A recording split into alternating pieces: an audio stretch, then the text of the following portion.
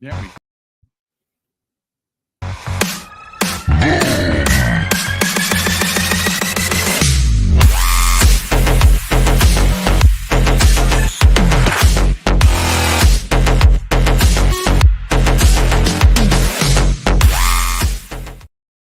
Hello and happy Monday, ladies and gentlemen. Welcome to this week's new episode of the Xbox Lunch Break Special. I'm one of your hosts, Mr. BoomStick XL, and of course, I'm here with co-host number one himself, Fuzzy Belvedere. Fuzzy, we have three topics to get into, one of which is a little bit small, but interestingly enough, it's one that makes it really has some substance behind it. That's some big Forza Horizon 5 news. Obviously, we're going to get into what you saw the header. You've obviously seen the thumbnail. We're going to get into South of Midnight, folks. Look, they have been, I mean, Compulsion Games has been putting out one video clip after another, and every time we see it, Fuzzy, it continues to get better. Middle topic. This is an interesting one, and it set the interwebs on fire. Now, over the weekend, Paul Tassi, who writes for Forbes, put out an article regarding the 5-to-1 sales in November for Xbox Series X and S versus PlayStation 5. Now, look, last time I checked, we were 6 days into 2025. Console sales, I guess, people want to rah and get all excited about, console sales. Listen, there's no doubt that the PlayStation 5 is selling good. Nothing wrong with that. But that is not the end all. And it's certainly not going to bring back a lot of the monies that they lost. And I had put a post out there that got a lot of people really riled up, man. I mean, there was some feathers flying. People got in their feels. I got attacked. But you know what? Listen, people are going to, I had one guy compare me to Aldi's ketchup. Like, what? Like, honestly, is that what your life's about? I guess if that's okay with you, it's okay with me. It's fine. But listen, it is what it is. We're going to get into it because what we're starting to see, Fuzz Belvedere, and you actually had sent a couple of these articles.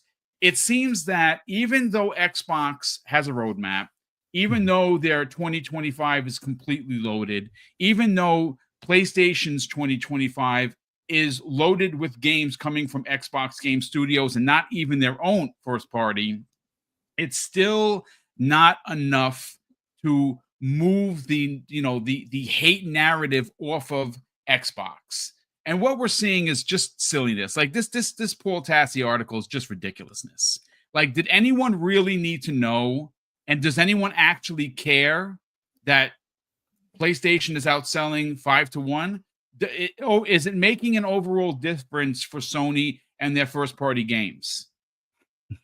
No. Not really. Yeah. I have some thoughts. I'll read you my tweet that got everyone. Well, not everyone. There were some people that are like, yeah, I think Boom's onto something. But there were most people that were really in their feels. One particular lady was like, Boom, I can feel your hate in your tweet.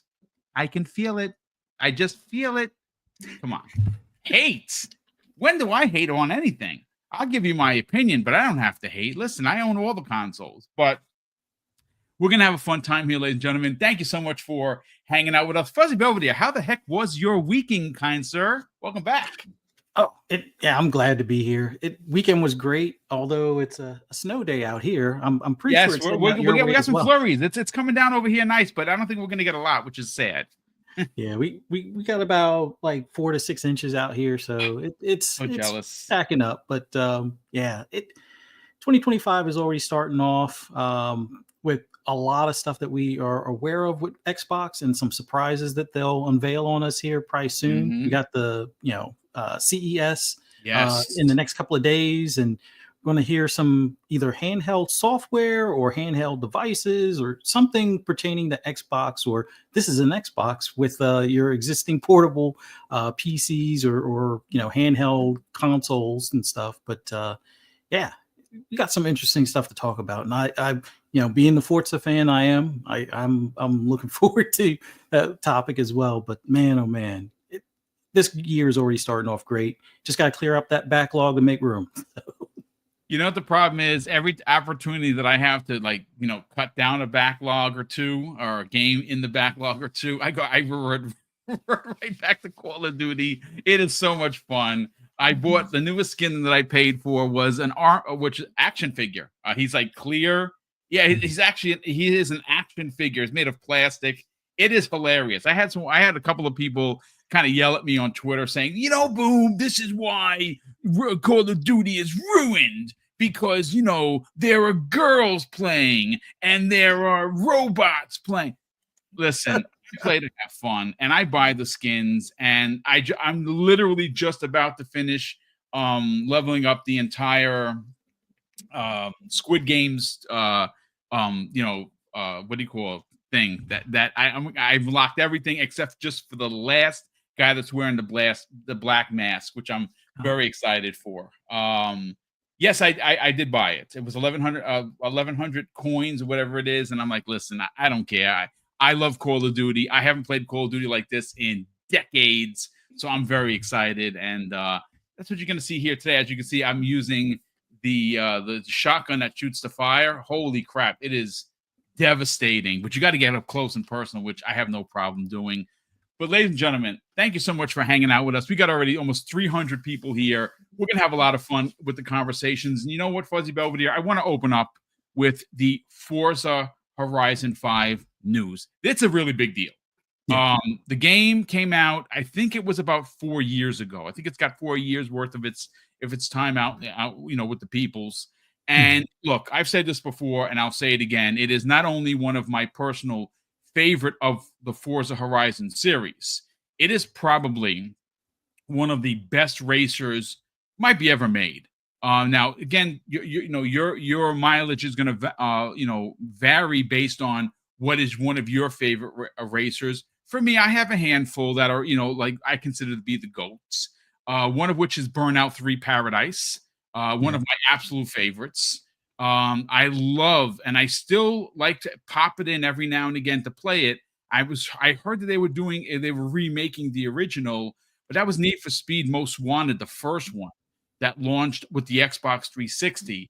That is still one of my all-time favorite Need for Speeds.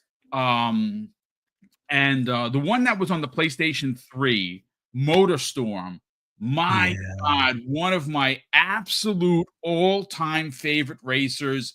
I really hoped, and I know that I'm a part of the problem by saying this publicly, if they remade that, and I'd pay full boat for that. Like, that is honestly, I didn't care so much for the second one, and I believe there's something with Apocalypse. I didn't like those much.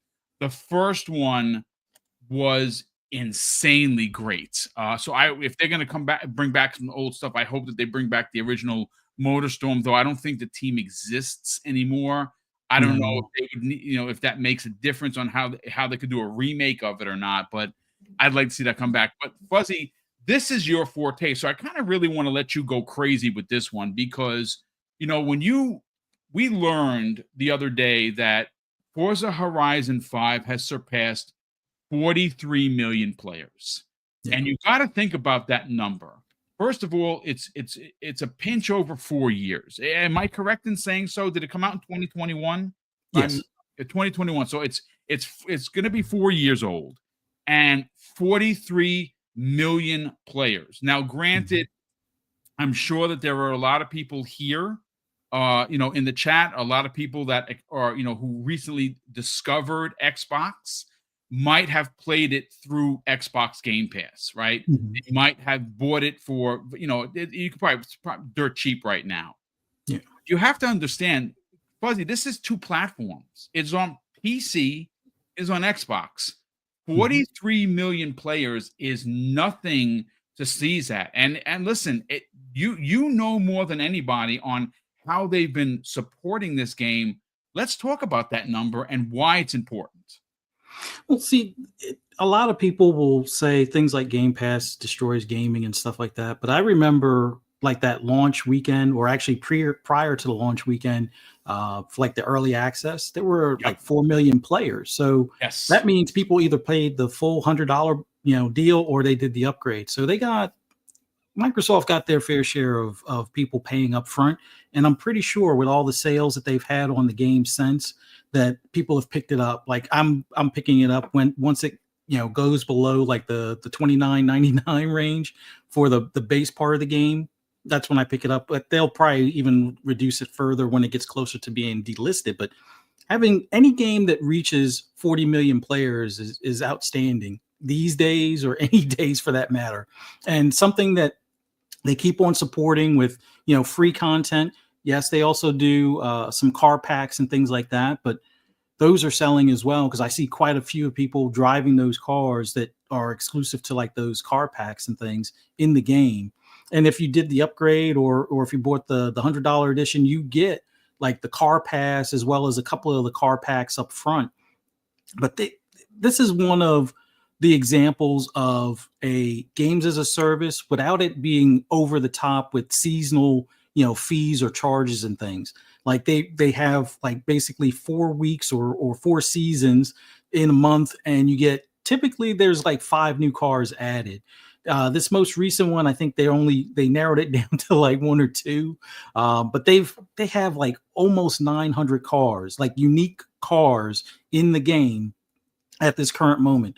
I'm about like 823 of them, but having that many cars in like a fictional Mexico area with a lot of different biomes and the ability to make like your own tracks and modes and things like that.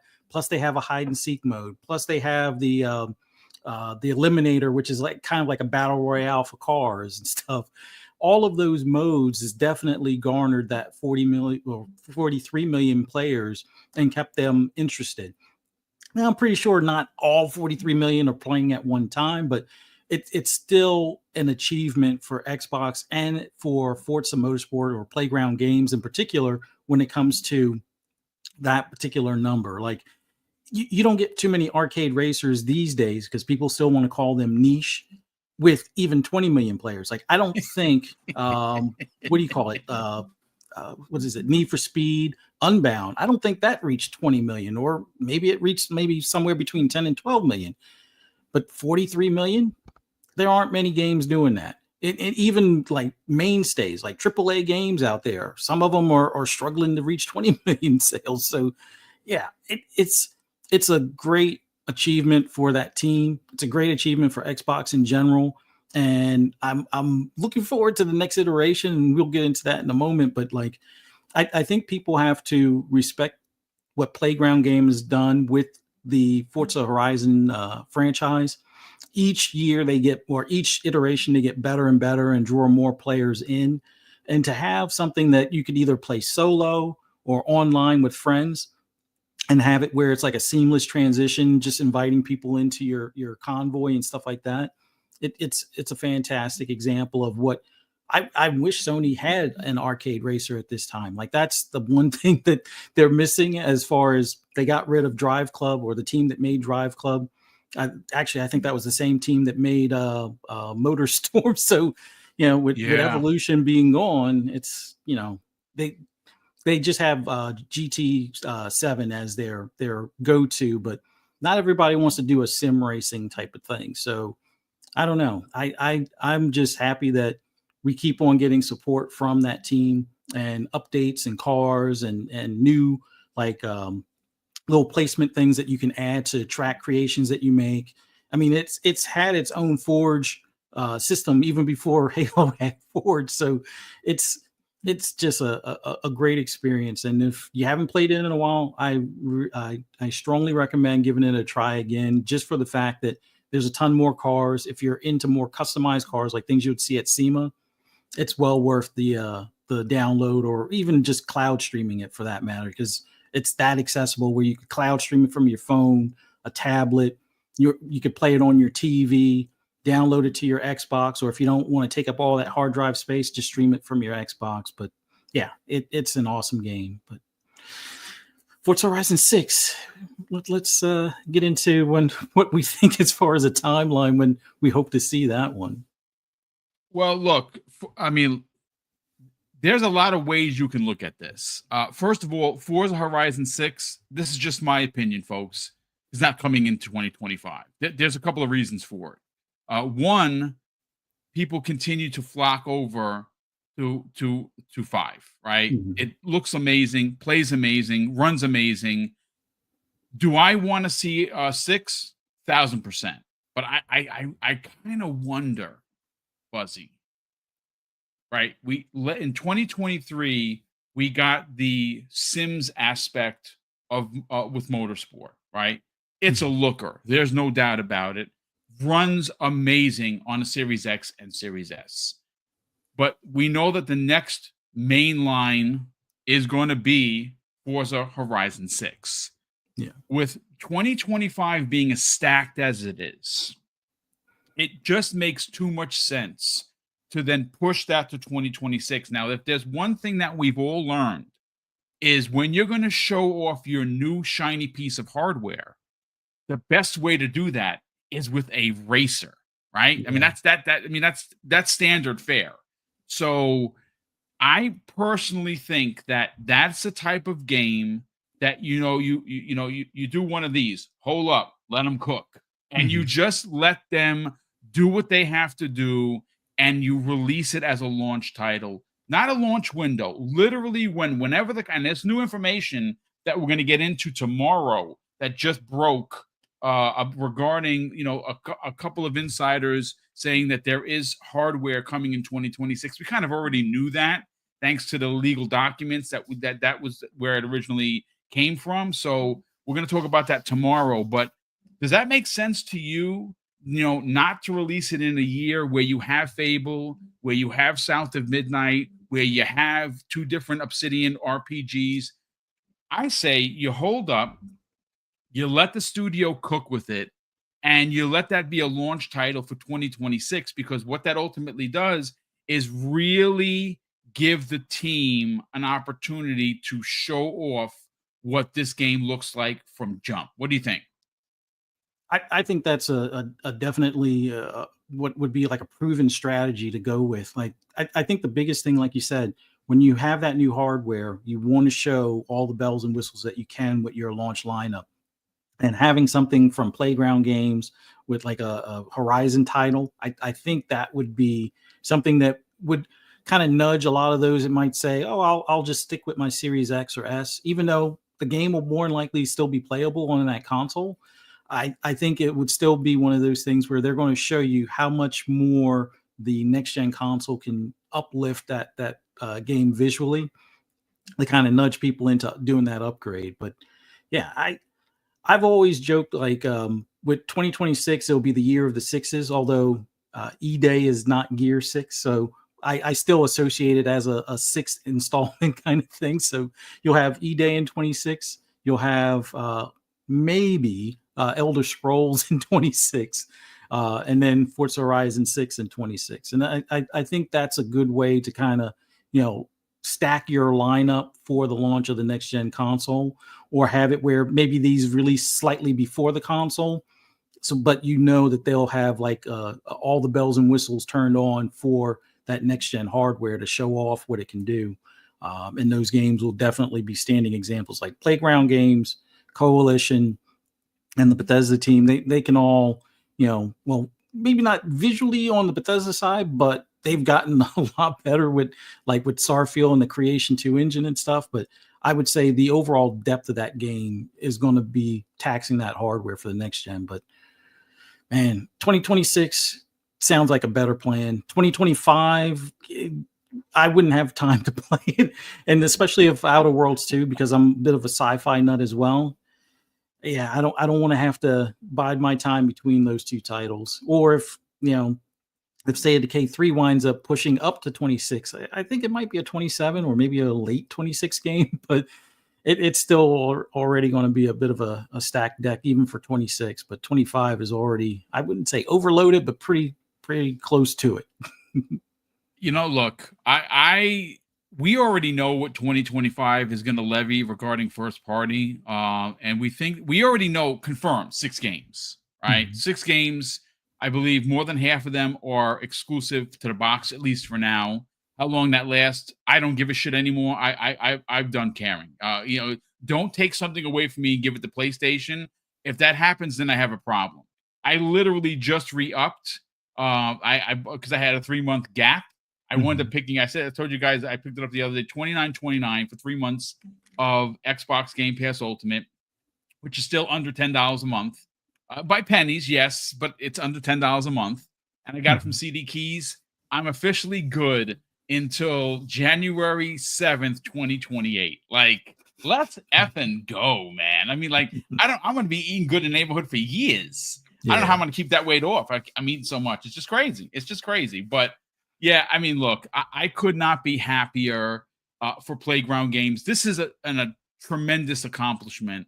And it's 43 million players across 4 years and only 2 platforms. Like this, again, it's not available on PlayStation, or at least not yet anyway. It's not available on the Switch 2, which it may be, who knows. But for right now, it's available only on Xbox Series XS and, of course, PC. And that's a really, really big deal. And that's a tremendous number. Again, it just goes to show you how great this game is, that it still has legs all of these years later. And that's something. And obviously, I mean, you see, first of all, I haven't played in a while, and I haven't recorded any footage for people to break my balls of my driving. I will do some actual races and record them so I don't get, the virtual tomatoes thrown at me by the community. But look, this is again, small topic to open up the show, folks. I think it was well worth the opportunity to talk about because, again, it is Fuzzy Belvedere's forte. And if anyone is, how many cars did you say you have? 823? Is that what it is? Yeah. Wow.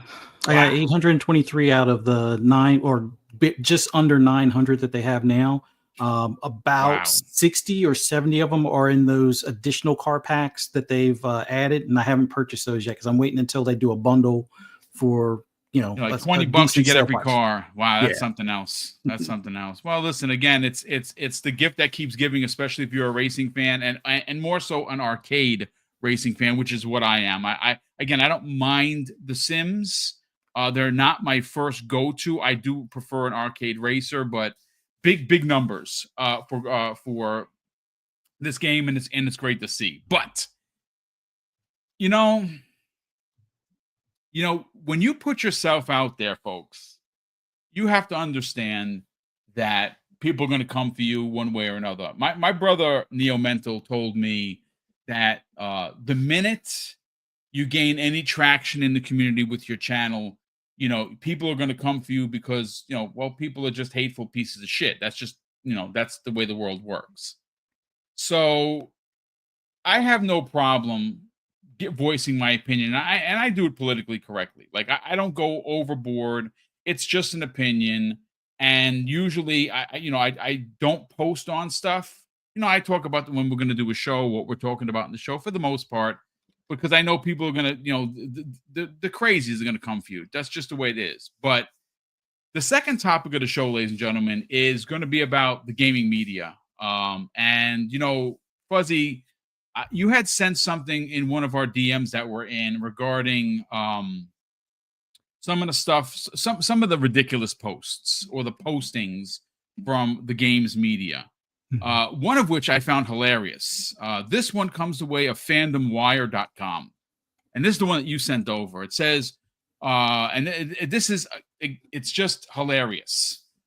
With Avowed and Outer Worlds 2, Obsidian's 2025 is stacked, but either one failing will hurt Xbox badly, according to fandomwire.com. This was written by Neil Endu, who's wrote it. Doesn't even have a last name. Now, I don't know if this is if this is an opinion or what it is, but I find that, again, it's just, instead of writing about the fact that we're getting 2 Obsidian RPGs in 1 year, which are probably going to bookend your years. And I think that's great because we open up the 2025 campaign with Avowed and you close it out with the Outer Worlds 2, giving you plenty of time to sink your teeth into both of these, what are expected to be massive RPGs. But that's not the only one, right?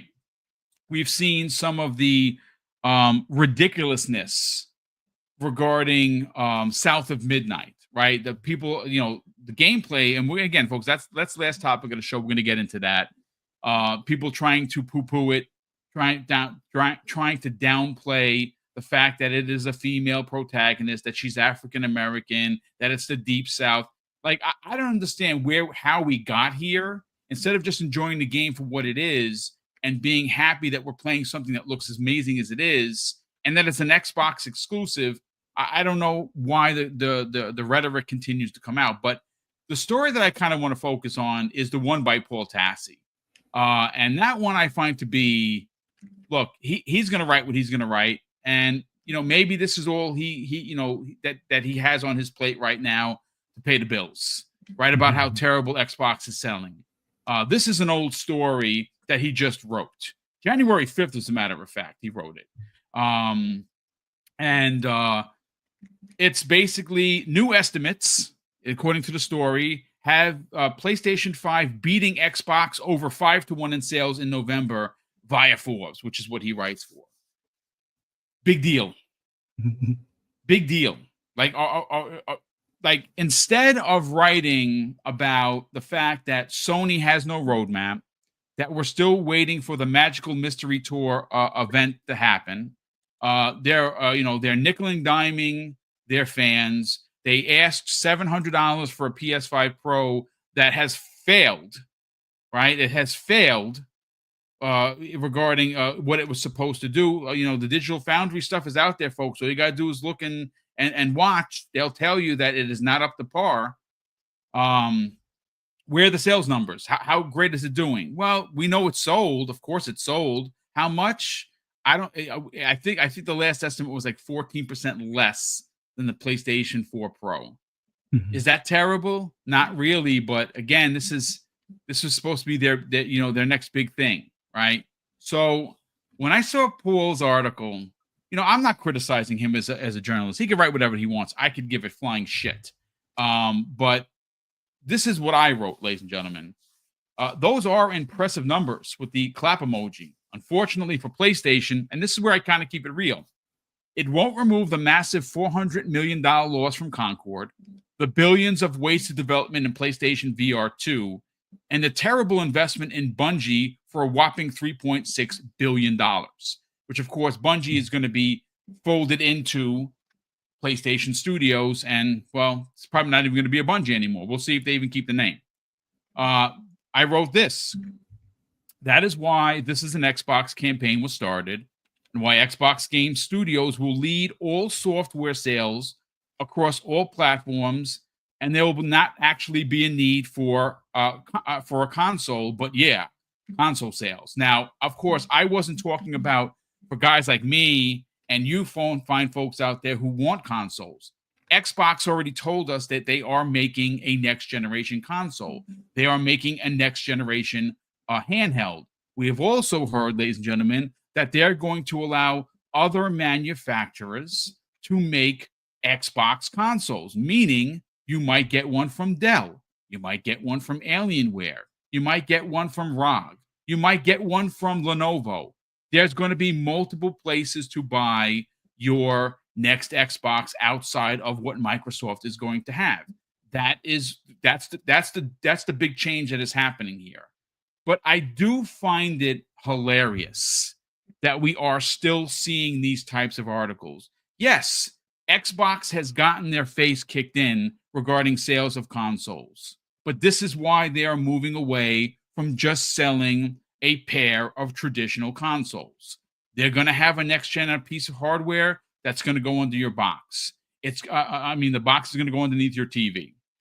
You're going to be able to, it's going to be as traditional as they come in the form factor, that it's going to be a box underneath your TV, but it apparently is going to be much different. It is going to be more PC-like. And when they do that, they're going to change the industry again. Not to sound like a broken record, but it is hilarious. Where are the articles criticizing Sony's behavior towards their fans? Where is the articles, Fuzzy Belvedere, about the lack of direction of the brand, the no roadmap, the Magical Mystery Tour showcase that we're all waiting for? What does first party look like? Is it going to be gas games only? Are they going back to, the single player story driven adult theme type of games? We don't know because they're not talking about it. The last thing that we got from Herman Holtz was that they have decided that they're going to revisit some of their older IPs, which for the love of the gaming gods is the greatest news you could possibly ask for, because we could get a Resistance Fall of Man. You could get Killzone to come back.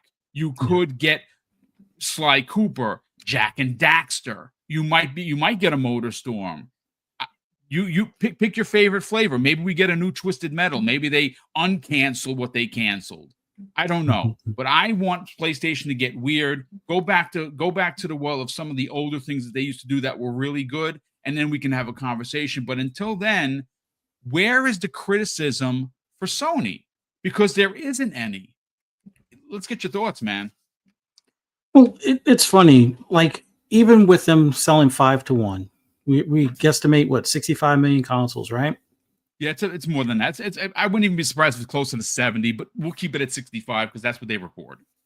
And you have games not really reaching the number of sales that you would expect for that amount of hardware out there. Like, I get it. Some of us have multiple consoles, so we're only going to buy the software for that console once.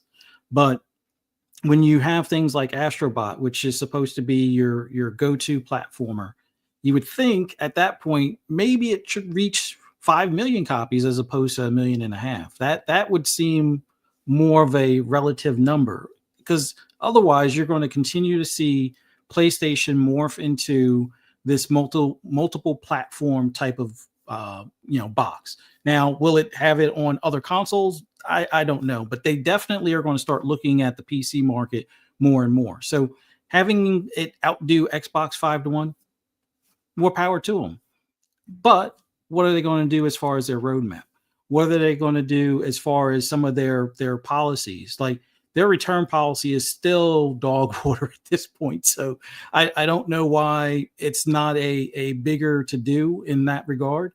Their international, PSN availability is still way behind what you would think it would be, especially if they're going to get into PC.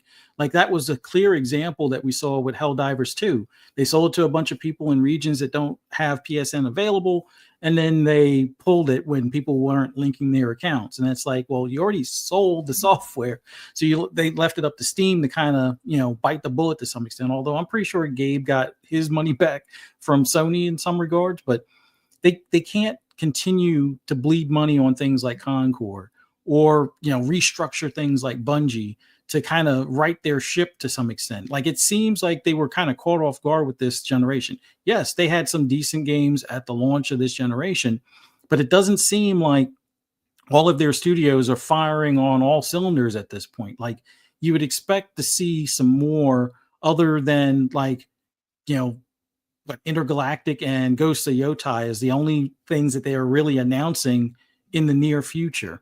One being later this year, and the other one possibly like 3 to 5 years out. And that's, part of the problem was they canceled a lot of their games as a service. So it's great. They have this 5-1 number.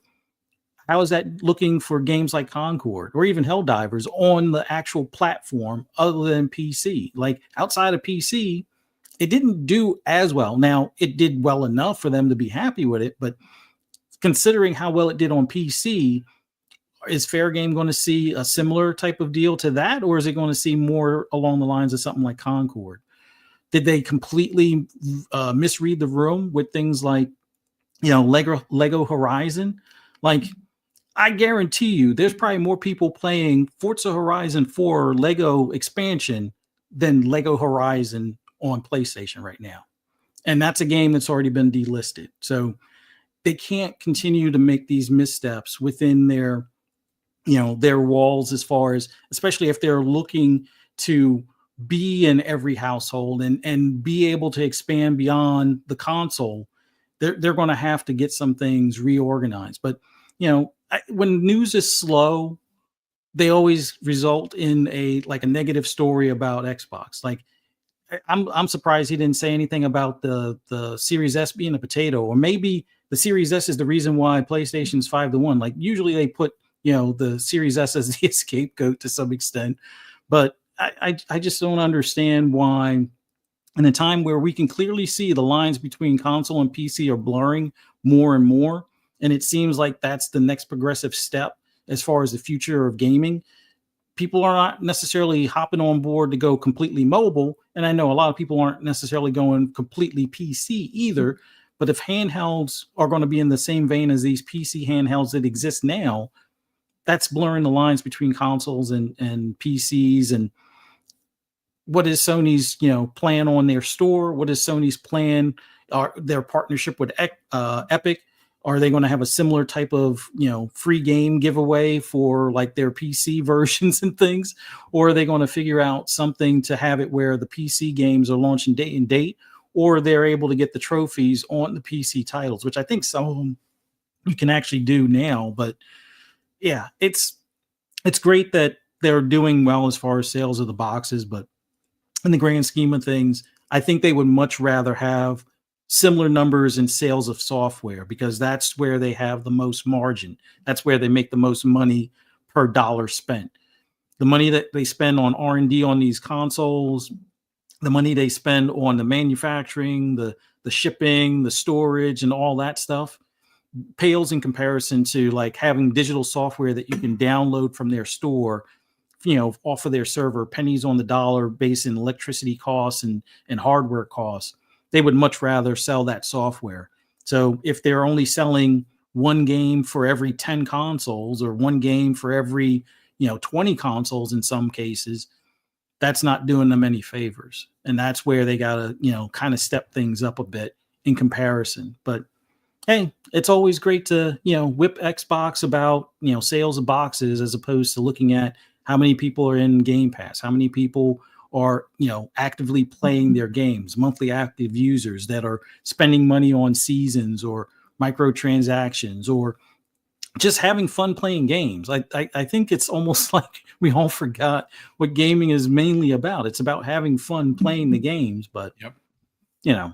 Gaming media, that's like the last of or least of their worries. Their concern is things like will Avowed and Outer Worlds 2 destroy Obsidian? Like, Obsidian is been pretty solid all their life, even before they were acquired. I don't have any worries or concerns as far as their output or the games that they're getting ready to release this year. And those in the gaming media that are worried, it's like, where were you when Concord fell and nobody heard it?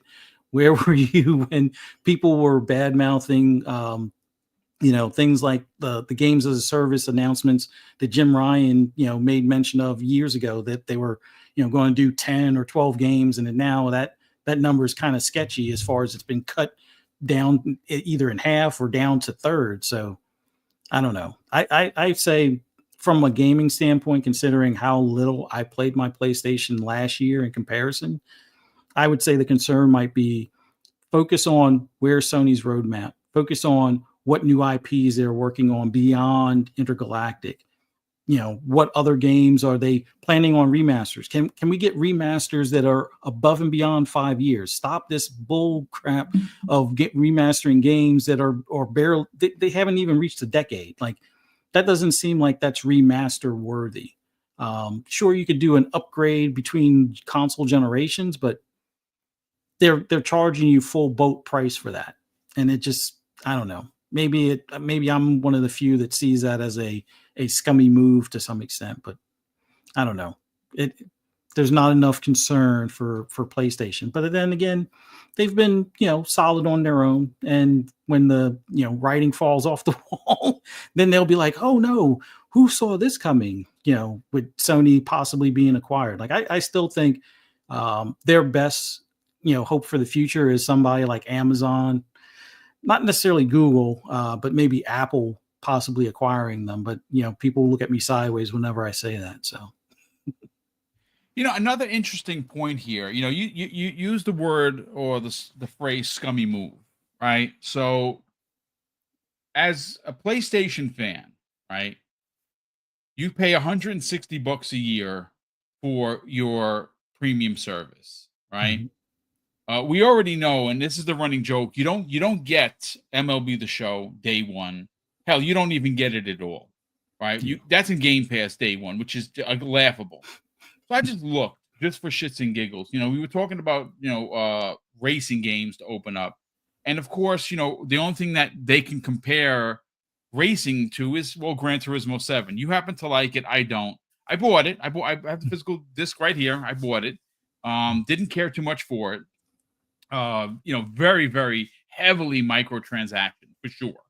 But I didn't know, because I don't really turn on the PlayStation that often. When I do, I play whatever I'm playing, which is why I have almost 50 hours in Astrobot, which I loved. So I was like, you know what? Let me see. Is Gran Turismo? First of all, how much is Gran Turismo if you were going to buy it? It's still $70, dude. Yeah. Like $70 for that game. That game is old as dirt. But you know what's even more interesting? And I'm wondering where the articles, ladies and gentlemen, are for this. Has anyone asked why games like Gran Turismo are not in the $160 a year service? The premium tier service doesn't have Gran Turismo, but you can buy it from their store digitally for $70. Like that, to me, where are those articles? Where are, hey, listen, the value proposition over here is a lot better. They're getting Sony first-party games day and date. Sony isn't giving their fans and customers first-party games day and date. Hell, they're still not giving them these games. That would be a pretty good article. I think that you'd get a couple of clicks on that. Yeah, ridiculous. Like it's funny. Like years go by and the titles don't make it into the service, except for like maybe Spider-Man. But then they pull it from the service when they're about to release another title that they can either bundle or resell you that title again and be like, hey, we're remastering, what is it? Horizon Forbidden West. So yeah, go ahead and let's. Or no, actually, Zero Dawn was the one that they went and remastered and stuff. And it's like, well, that one already had a PC release. Did it really need a remaster? No, but they did it anyway. But then they made sure it wasn't in the service, and they made sure the selling price. I think they had it before where it was like under $20. Yeah, they bumped it up to I think like $40 right after they announced that they were doing the remaster, and it was going to only be like a $10 upgrade if you already had it. So they made sure for anybody buying it, you weren't going to get the newest thing for like $30. It's like, oh, you're going to wind up spending, $50 or something at that point. So it's just weird stuff that they do. And, you would think at some point, like maybe MLB 23, I mean, it is 25 now. Maybe MLB 23 should be in the service. No, they won't do it. But yet they're fine with having like the earlier 2Ks or the earlier, WWE or something along those lines in there, but they still won't put MLB, even one that's a couple of years old in the service, which is just wild to me. It feels like they're intentionally trying to get every penny out of every customer they can. And that's where the scumminess comment comes from, because that's just dirty. Like, again, and look, they're gonna make money how they're gonna make money. But I'm just saying that if you want to write an article and you want it to be read and you want it to be a thought-provoking one, there is a lot of criticism that you could literally, without being overbearing or overly pointed, that you could bring up against PlayStation that are legit concerns, especially for the consumer. We just mentioned a couple of them here. There are a boatload more, but no one talks about it because, well, why? Well, a lot of them are invested heavily by Sony, and that's the reason. You'll never see any negative articles, or very rarely you'll see like, hey, what's going on with PlayStation Plus Premium? Like it says premium, but is it actually premium? That would be a great title for an article. I'd sit down and I'd read that because I pay for premium. They're look, too afraid that they'll get their freebies pulled. they'll stop getting Review the copies. opportunity to. And you know what, honestly, I mean, when was the last time they released anything like a first party game outside of Astro Boy? It's been a minute. That's something new. So I mean, journalists don't have to worry about them releasing anything new. Obviously Ghost of Yotai is probably going to be end of year for them in holiday, which I'm going to buy day one. I can very much looking forward to that, but that's probably about all they're getting from first party. But look, let me catch up on super chats, and we got to get into South of Midnight because, folks, I'm here to tell you, I think we're going to be getting something super special. Every time we see this game, and they've been posting quite a bit, which leads me to believe that game is a lot closer to being announced for release than we think. I don't think it's going to show up as I know that it would be great for it to be a quote unquote shadow drop. I don't think that I'd love to see them like market out this game. It deserves it. Compulsion Games is a small studio. This is a passion project from them. They took everything about making this game super serious, and I'm very excited to play this game. Who was it that said? I think it was Jez Corden of Windows Central actually said that the gameplay and the look and the feel of it gave him Psychonauts 2 vibes. And I think Jez is onto something. Not that the games are similar in scope and size and scale, just the specialness of it, how different it is from pretty much everything else. We'll get to that in a hot second, but we catch up on super chats. First of all, Will Broke Boy Lewis, generous friend of the program, drops an outstanding $5 super chat. And he says, I got my first 2 people blocking me on Twitter. I guess I finally made it on that platform, or is there a required number of them needed? Brother, it's fine. When people block you, it just cleans up your timeline, which is why I have no problem with the block. Because if I block someone, I don't got to see their stupidity.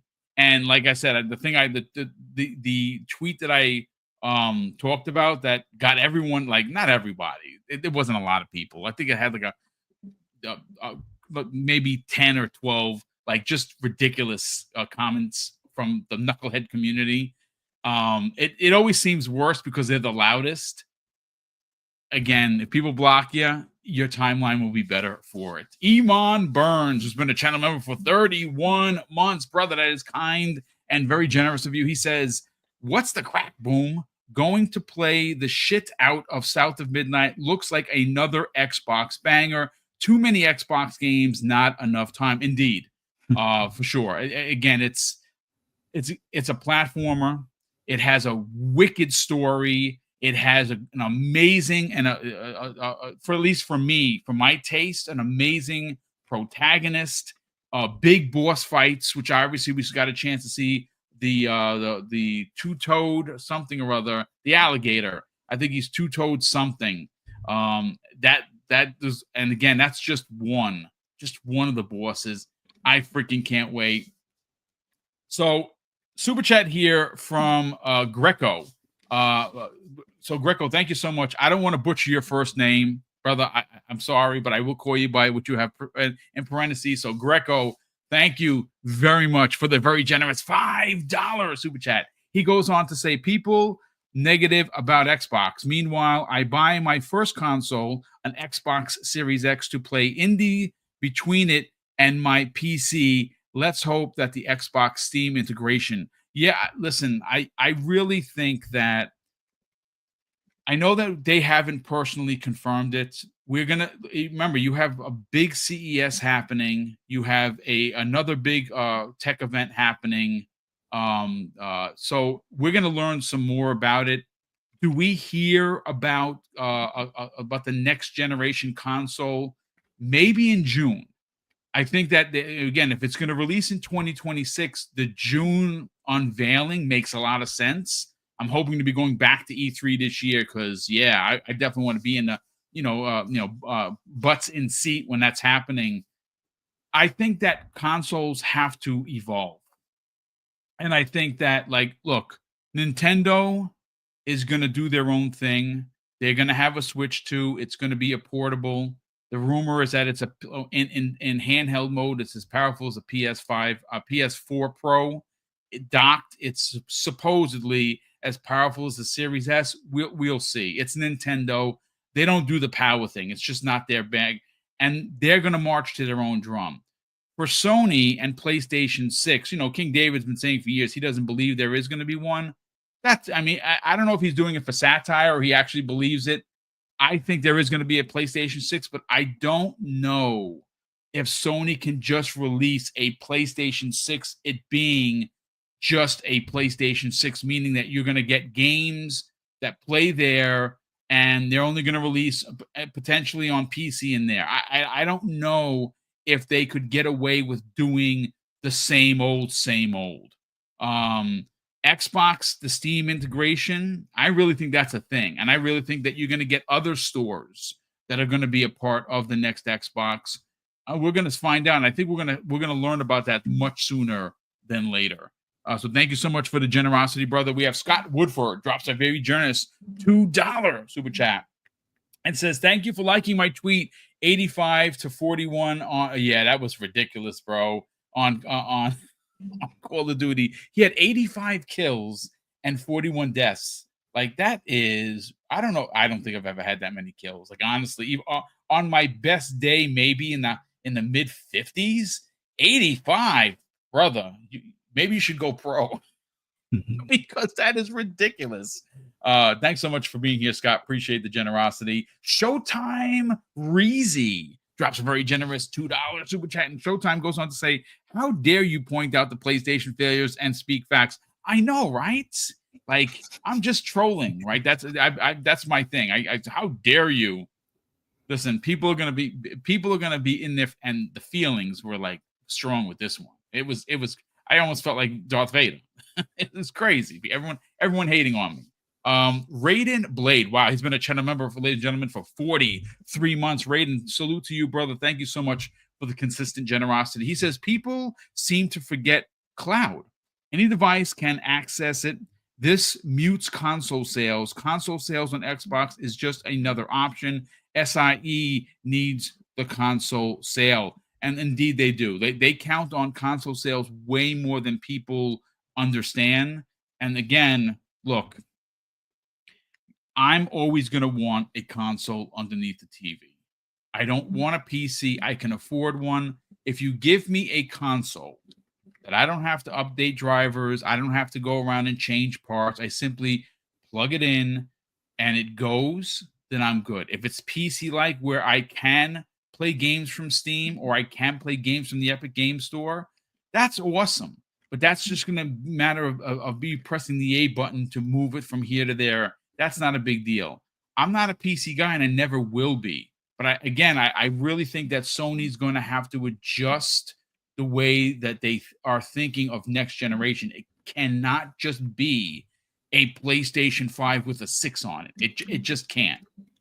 Nino Vestic, our generous friend all the way from Hawaii. Salute to you, brother. Aloha to you and the fam. He has gifted, ladies and gentlemen, 1 Double Barrel Gaming membership. Thank you so much for the generosity, as always. Will Broke Boy Lewis drops an additional very generous $5 super chat and says, I saw at the CES show earlier today, they announced that the LG TVs will be getting the Xbox Game Pass / cloud gaming app soon. Not sure if this is the new models.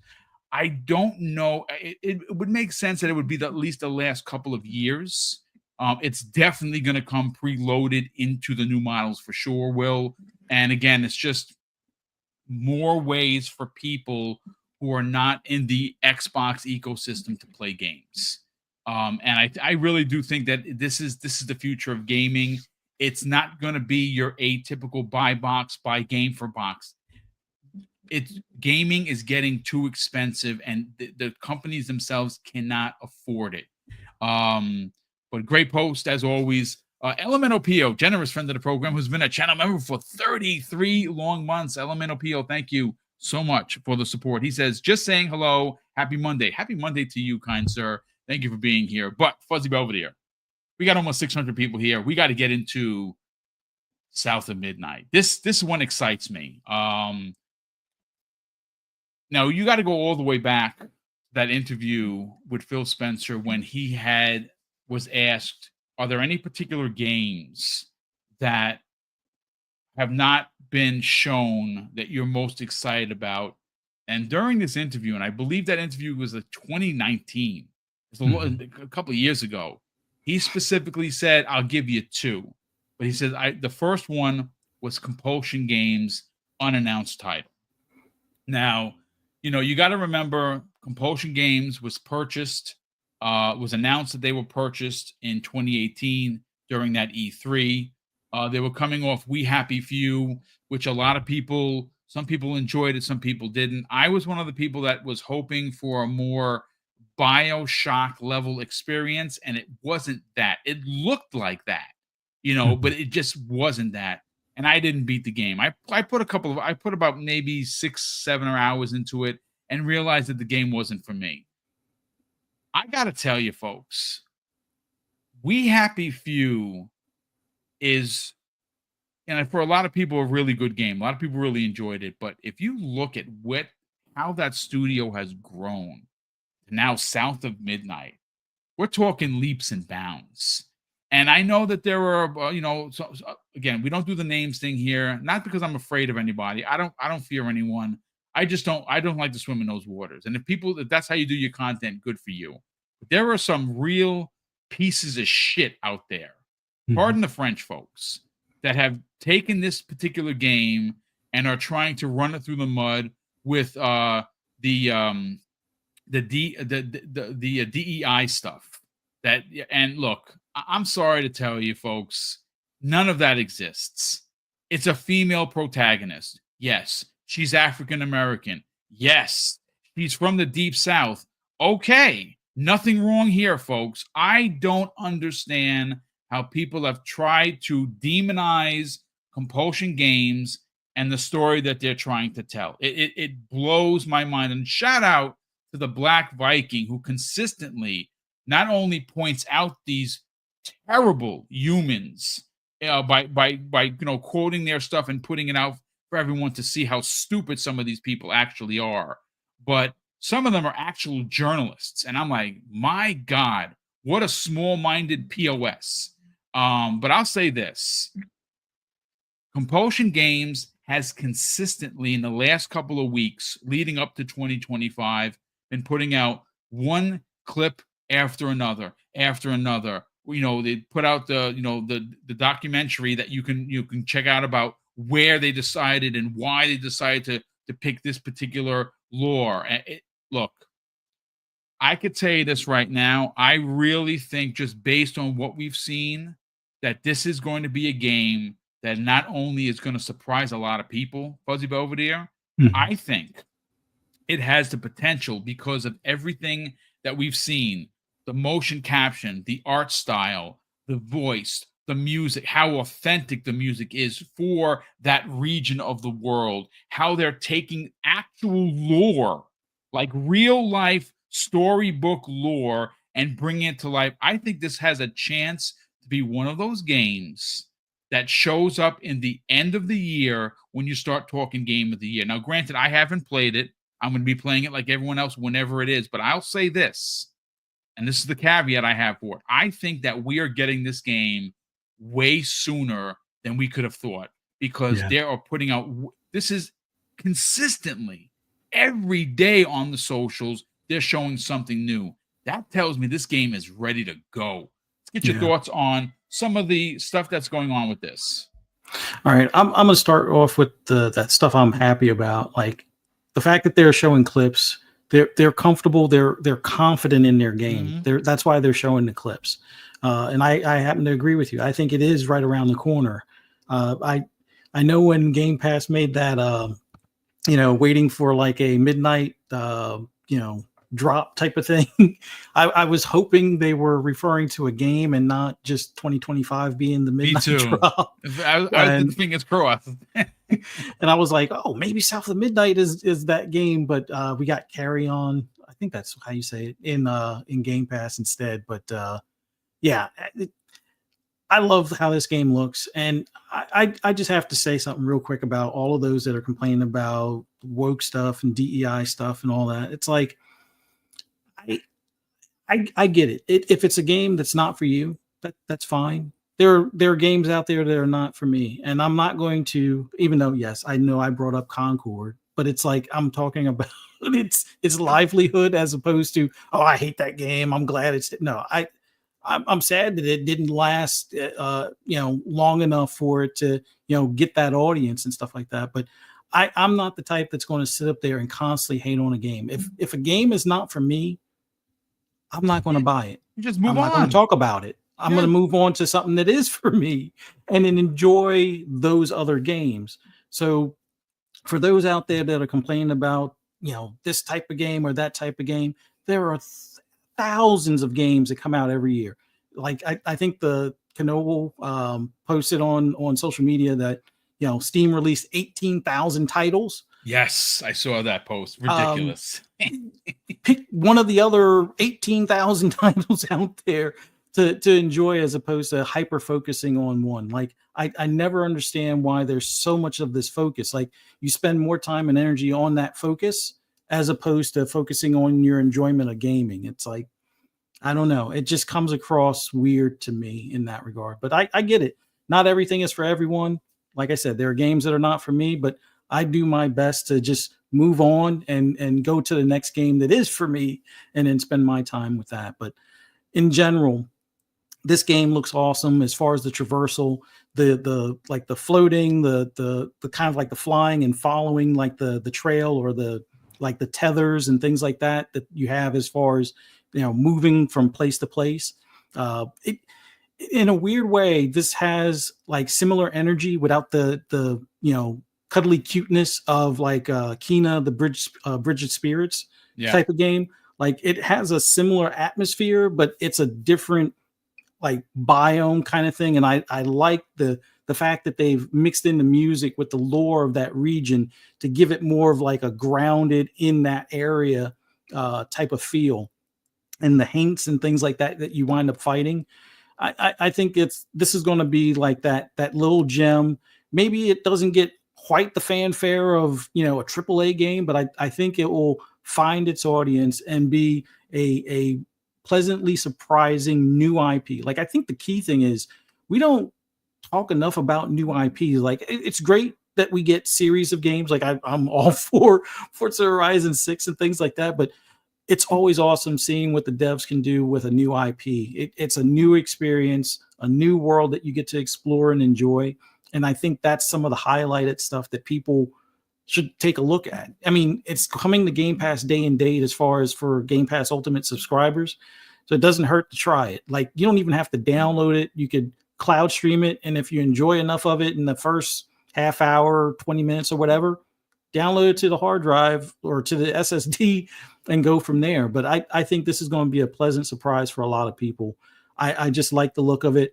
The stop motion type of look. I know some people were saying, oh, it gets juddery or looks juddery and can, possibly cause them a headache or something like that. But I think this type of animation for the style of the world that we're going to be, playing through, I think it just fits that look. Like it almost feels, I wouldn't say a Tim Burton movie because it's not quite that aesthetic, but right. I just love how the atmosphere looks in this game. That's the key thing I'm looking forward to. I'm hoping this is sometime between, whenever the Dev Direct is, like maybe this gets released before the Dev Direct. I doubt it, but I think we get a date at the Dev Direct. Who knows if it gets shadow drop or stealth dropped at that point. That would be awesome. But I think we get this game before the June showcase. Like it just has that feeling like it's sooner rather than later, either shortly before Avowed or shortly after Avowed. And I don't want to rush through Avowed if that's the case, but I'm definitely going to be playing at a little bit more of a spirited playthrough on Avowed if it is to get to South of Midnight shortly after. But I love what I see of the game so far. I could care less playing as a female character. Like I'm one of those guys that grew up playing as Lara Croft in Tomb Raider. I didn't have any complaints there, and Sure, There I you know go. they don't have the triangle boobs or pyramid boobs anymore, but it was still fun. It was a fun game, and I I think that's the key thing people forget about with games. They're meant to be fun, and if you don't see the fun in it, move on. But yeah, I think this is going to be something special. This is going to be like a hidden gem and a great new IP for an Xbox studio. I can't wait to play this game.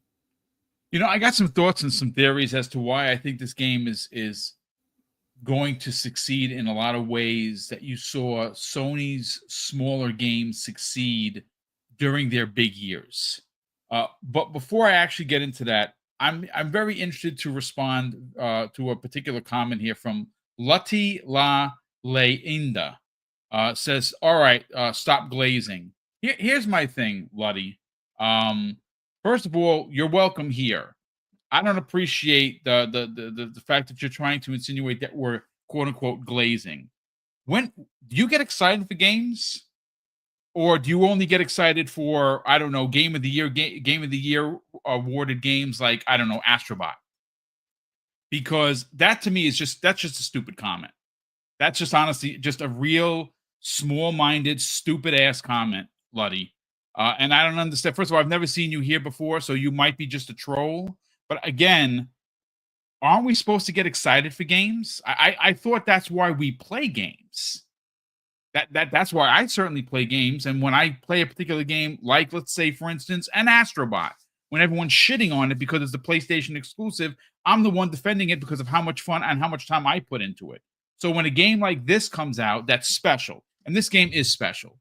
I think that South of Midnight is going to succeed in ways that a lot of people aren't going to give it credit for. And listen, I don't care whether you give it credit or you don't. I just think that kind of a comment just makes you look incredibly small minded. So continue it, and I'll just ban you. It's fine. And again, if you want to hang out and be an adult, we can have an adult conversation.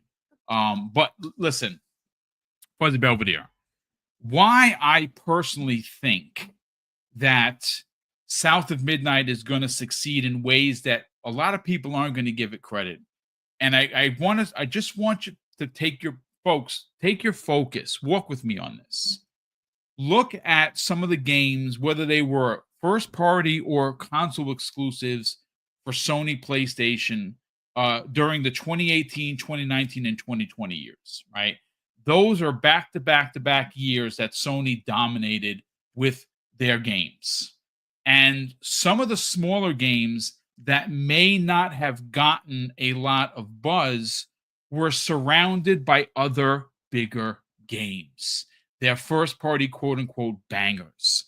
And I think that, yes, Compulsion is first party. Yes, they are a smaller team. This game looks freaking phenomenal. I don't care how you try to cut it down. This game looks outstanding. But when you surround a game like South of Midnight, which of course is a new IP, and you surround it with a Fable, you surround it with a Doom, you surround it with like something like, even though it's a new IP, it's still a big one, Avowed or the Outer Worlds. It raises everything. Like again, it's just the ideology that it takes just one big game to raise some of the smaller ones. And even though this may not be, maybe action platformers aren't your thing, this one actually might be. And I think people are going to find it be more interested in this game because you're going to have games surrounding it like Doom, like Avowed. Other buzzworthy games are going to raise up the smaller ones. Any thoughts to that? Yeah, I think the key thing is when it comes to Game Pass in general, there's something for everyone, and having a lineup where now we're seeing. I have always thought that Xbox games were of quality, but now the gaming media is starting to recognize that and seeing that these games have some substance to them that is worthwhile playing through. That is, something unique as far as the experience, like your Indiana Jones and more than likely what Avowed will be and stuff like that. So it just comes down to, having these variety of games. If let's say the smaller title isn't your bag, but you join Game Pass for Avowed, you're more than welcome to try, South of Midnight when it comes into the service. And it's that type of thing where it doesn't hurt to try a game. Like it's almost like being at a free sample buffet or something like that. It's like, hey, do you want to try these wings? Or hey, do you want to try the shrimp? Or hey, do you want to try that? I mean, yeah, you might want to mix everything together. You might wind up with a bellyache or something. But I think it comes down to all of those games in a service that you're paying pennies on the dollar in comparison to buying those games outright, and then having to deal with, oh, I didn't like this game, can I return it? Or dealing with, I bought all these games and I spent all this money on something that I didn't like. Having the service and having that variety, I think, is the key thing that is the draw to Game Pass and the draw to Xbox Studios and their subsidiaries, which I still, even though they're not under Xbox Studios, but I still consider Bethesda in that family and Activision in that family because they are. I think that's the thing, having that type of lineup where you can look at any game and be like, I want to play that, or I want to give that a try. That's going to be the big thing. And maybe I know Sega did a bang up job this year. I still think, Microsoft as a whole or Xbox as a whole should get Publisher of the Year. But if it's on Metacritic, Sega might edge them out a bit because they had some better critical claims on some of their games. But I think as far as overall looking at what Xbox has for 2025, I think they're well onto their way in trying to go for that Publisher of the Year title. So, yeah, those smaller titles will mix in nicely with the bigger titles and hopefully get more eyes on the whole lineup in general. I mean, listen, that's the beauty of Xbox Game Pass.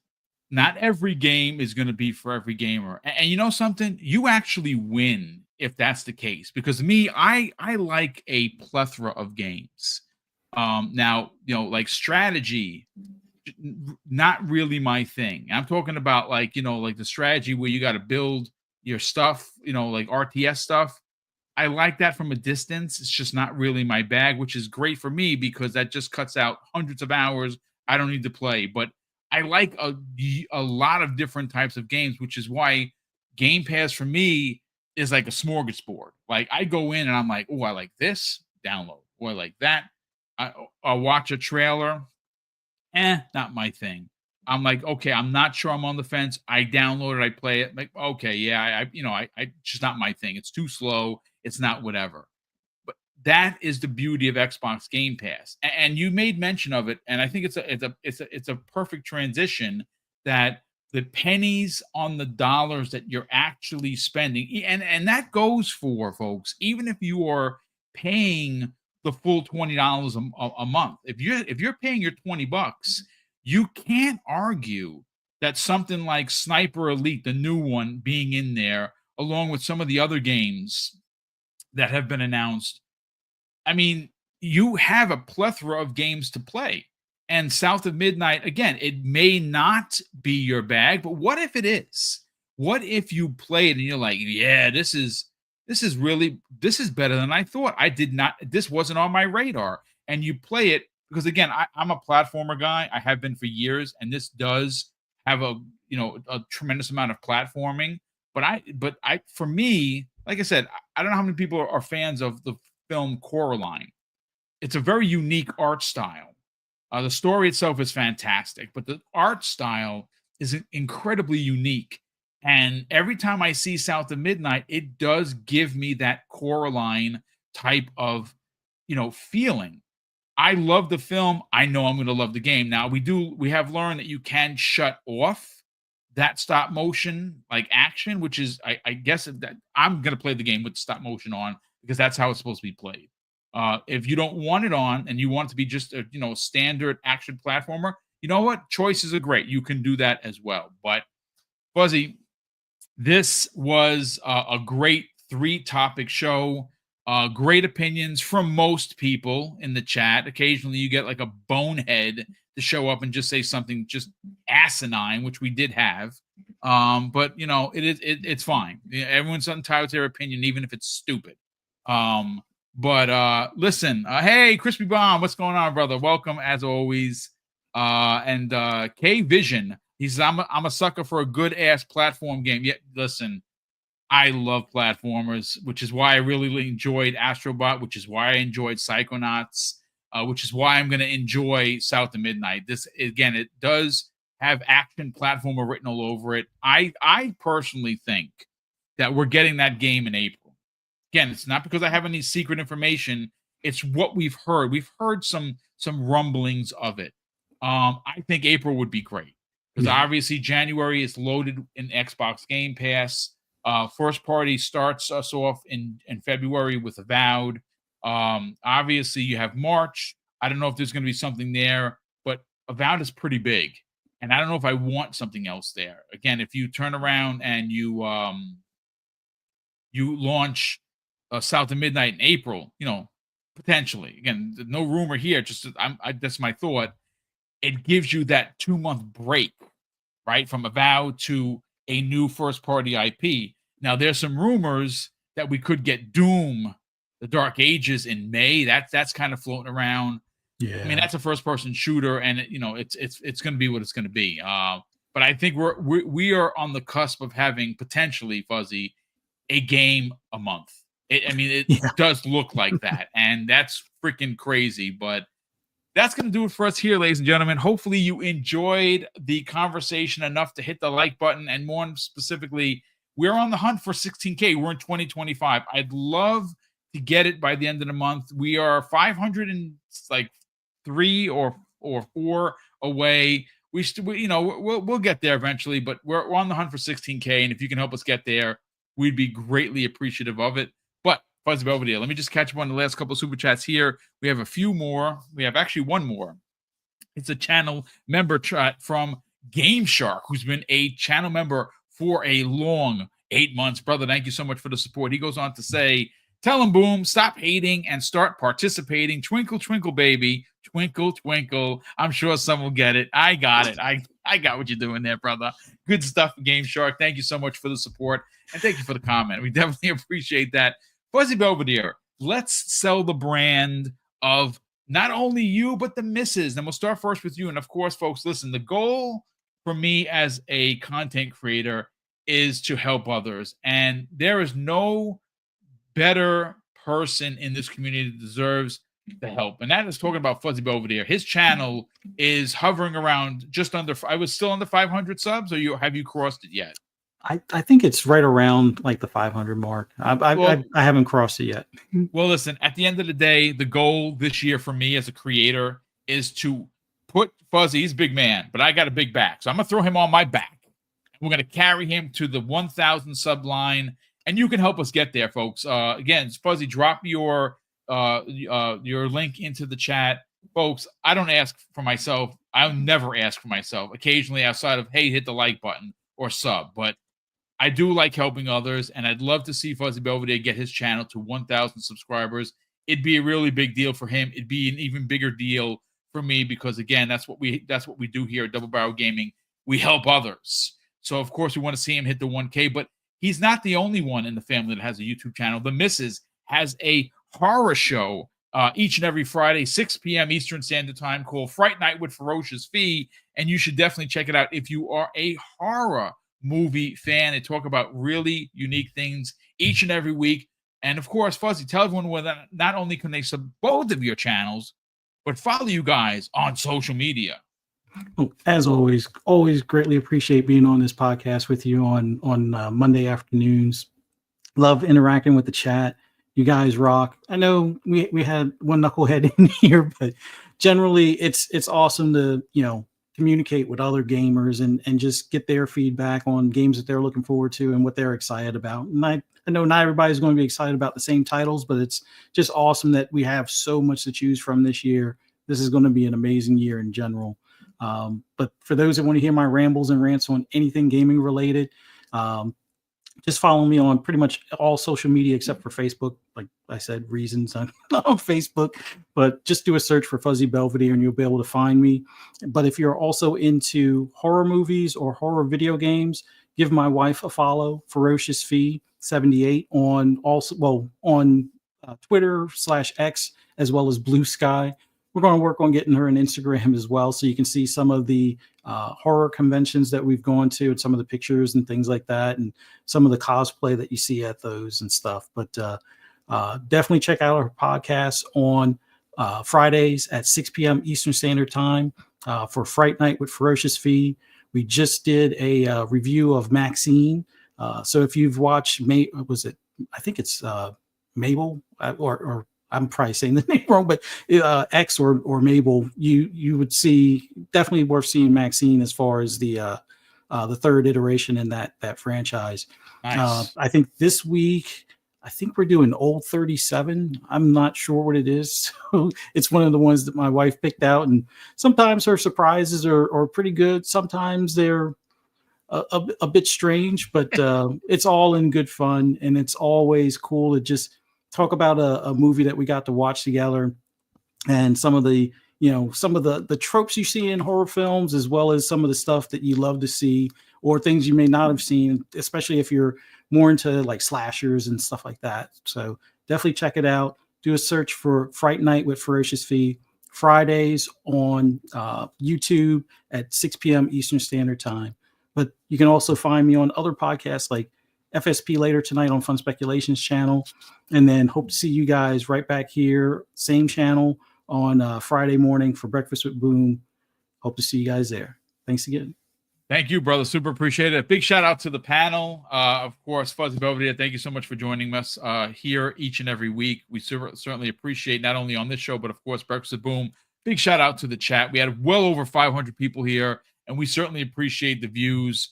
What I'm going to do, and as you've noticed, we usually take the podcast and we slice it down into more digestible videos, and people are really enjoying them. Some hit really good that we'll get like 8,000 views on one, which is amazing. Some will get a couple of hundred, but others, get into 2,000-3,000, sometimes even more than the podcast itself. And we have gotten a lot of really amazing messages about people just not having the time to sit through a 60, 70, or even sometimes 90-minute show, and they appreciate the fact that they could just load up the different cut down videos. And again, we wouldn't do it if we weren't getting any traction. So expect that later these 3 topics will be up. If you happen to not have the chance, not have the opportunity or the time in your busy life to listen to a 90-minute show, you'll be able to listen to it. I try to keep them under 30 minutes, but sometimes the conversation rages on, and sometimes they're a little bit more. But thank you for all of the very, very kind words, as well as the generosity through the super chats and the channel memberships that continue to come in. We greatly appreciate it. And of course, I'm going to close out the show with something that's incredibly important to me. Hopefully one day it'll be important to you. And that's something that my dad taught us when we were kids. And it would say, Craig, treat others how you want to be treated. And also, it doesn't cost anything to be nice. You live by those rules, son. I can guarantee you're going to have an awesome day. So take care, everyone. And we'll see you next week on the newest episode of the Xbox Lunch Break Special.